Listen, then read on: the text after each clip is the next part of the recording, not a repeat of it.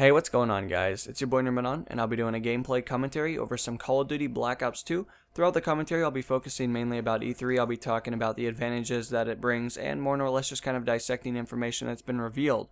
As many of you guys know, E3 is a big deal. It's kind of an important part, I guess, of the gaming community and or the technology community as well. But more or less, it really focuses to bring everybody together and talk about things that they've been working on.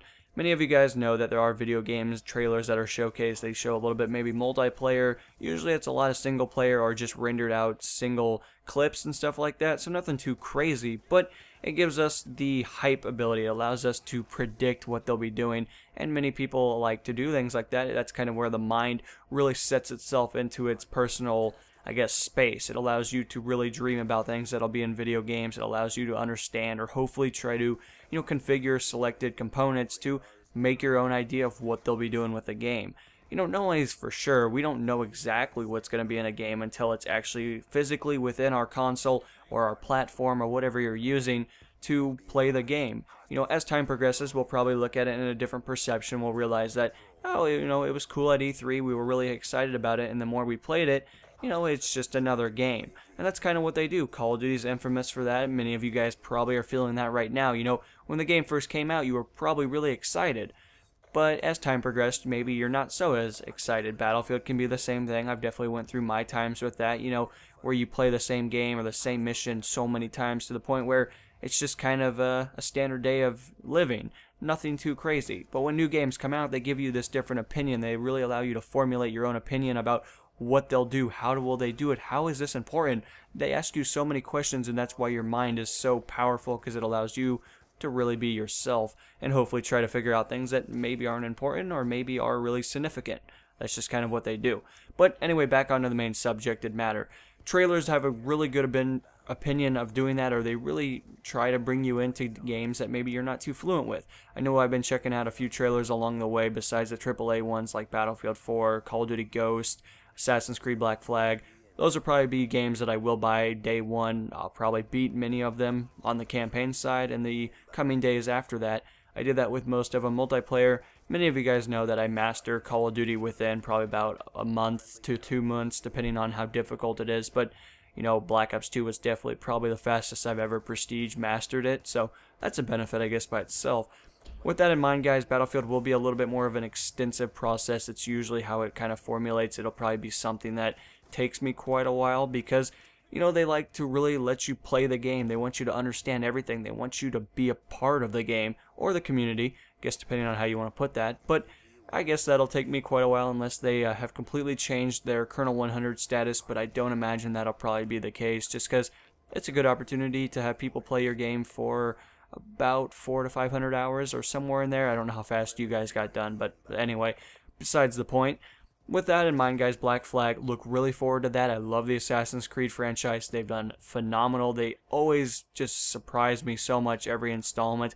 I know Assassin's Creed 3 to some of you guys was kind of not your game. I know it got humongous flack, and I liked it. I thought it was a good game.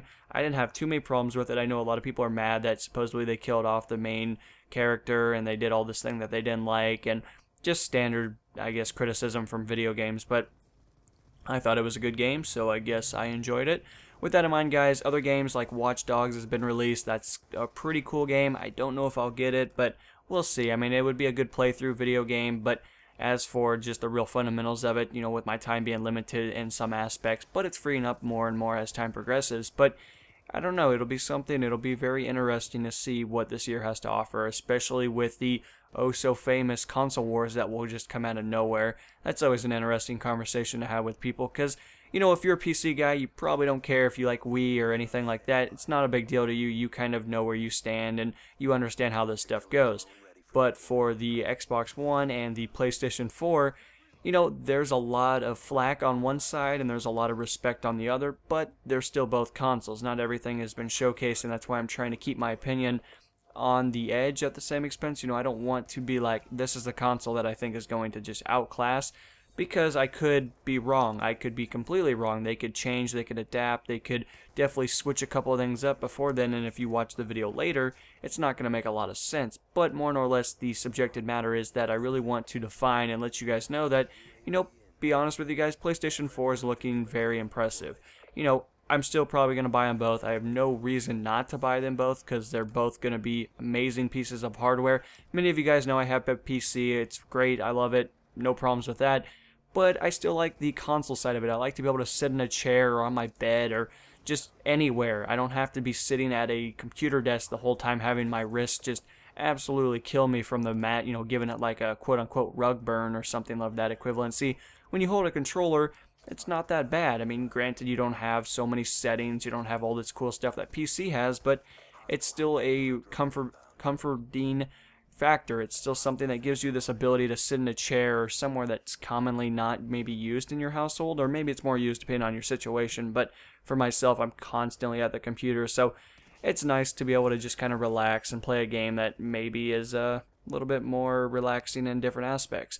But anyway, I will probably be getting both consoles probably day one. There should be no problems in that within the financial aspect, but more or less I look forward to seeing what they have to offer. Both of them are fairly equipped with pretty good PC parts. I mean, they're about moderate to high settings depending on what the games want to do with them, but that's neither here nor there, I guess. But I guess in regards to where the community's kind of building their fortress or really building an army, it seems like PlayStation's taken the home approach as of right now. That's just as of right now. I don't know, PlayStation or Sony could definitely do something that pisses people off like what Microsoft did with DRM and all that fun stuff that I will probably talk about later. I'll probably make videos separate for each topic because I do have a different opinion on both of them. I look at them in a different perception. I look at them from a manufacturer / company aspect, but I also look at them as a person that buys the same game that you guys buy.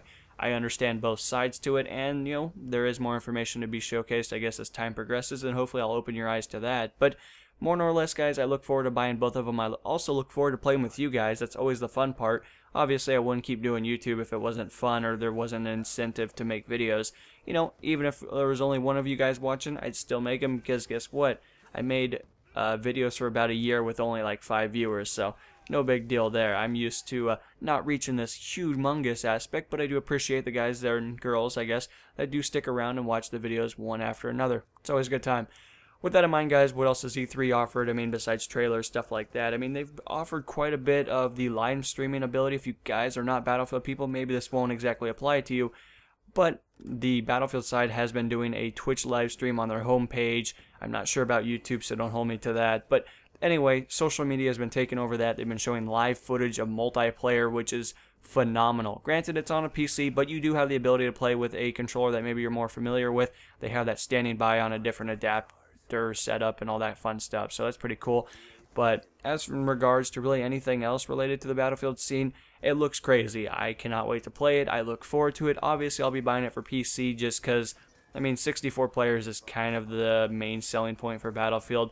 Don't get me wrong, I love my console guys, but you guys know what I'm trying to say. Like, you know, it's kind of a PC game to some aspects. It's not humongously known or really fun to play on console, but it's a great time. Don't get me wrong, I posted many videos of console. I had so much fun. I played with a lot of you guys, and it's a great time, but PC is just a fucking clusterfuck of people, and it's kind of fun. It's kind of fun, if you know what I mean.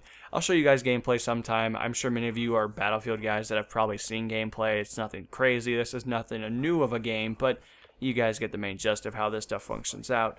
In regards to technology, there'll obviously be the standard stuff that shows up at every single E3, and I'm sure many YouTubers will probably pick this stuff up.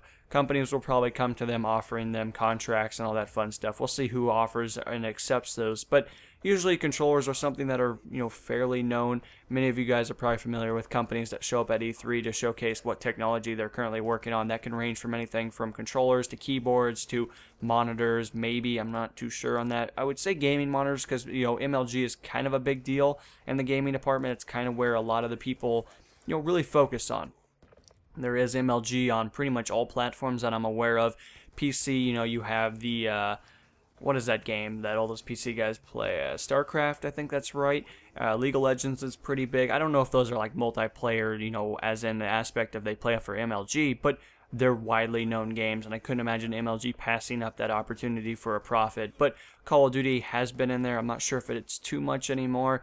Battlefield has its own But anyway, guys, MLG is kind of a big deal, and they try to tend towards selling products that is supported by that centralized company, and that's usually a pretty good opportunity to really showcase different technology by itself, and then kind of, build that into your PC setup, and that can be anything ranging from, PC or the console side of it for platform sides and entertainment. And many of you guys are probably familiar with PlayStation is taking the approach of the friendly side to developers, which is awesome. That's really good, but that can also be really bad too. We'll see how that works out. Most developers are really cool people. Companies don't really want to put themselves in a hole, but there are some companies that have definitely dug themselves into holes that maybe they shouldn't have done. But we'll see how that works out. I'm sure Sony will take the grasp by the balls on this one, and they'll make sure that nothing shitty comes out. But anyway, more nor less, the Xbox is going to be taking the home entertainment system. As many of you guys know, that's controversial by itself, but I'll talk about it in a different video, guys, because so much information has been released, and I look forward to doing more content of this configuration. Anyway, guys, I'll be talking to you in the next video. This is NMO, and I'll be signing out. Peace.